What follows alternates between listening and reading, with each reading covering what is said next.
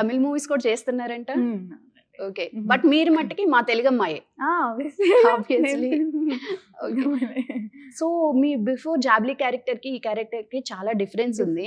ఇప్పుడు గనుక మంగపతి ఉండుంటే ఏం చేసేవాళ్ళు? ఈ క్యారెక్టర్ కి మ్యాచ్ అయ్యి ఈ క్యారెక్టర్ లో మీరు ఉన్నప్పుడు మంగపతి గారు ఉంటే అసలు ఇంక మేమిద్దరం ఎక్కడ లవ్ చేసుకుంటాం. సో అందుకే ఇప్పుడు ఈ సినిమాకి మంగపతి గారు లేరండి.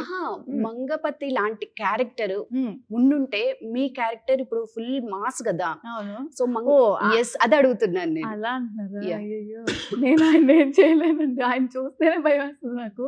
ఓకే, ఆ థాట్ కూడా నాకు ఇప్పుడు రాలేదు. చాలా స్టిల్ ఇప్పటికీ భయపడుతుంటారు ఆయన చూస్తే?